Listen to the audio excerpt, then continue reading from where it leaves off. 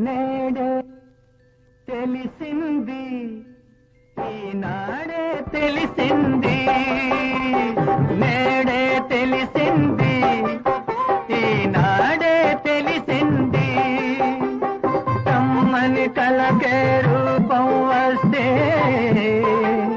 కమ్మని కలకే రూపం వస్తే, అది నీలాగే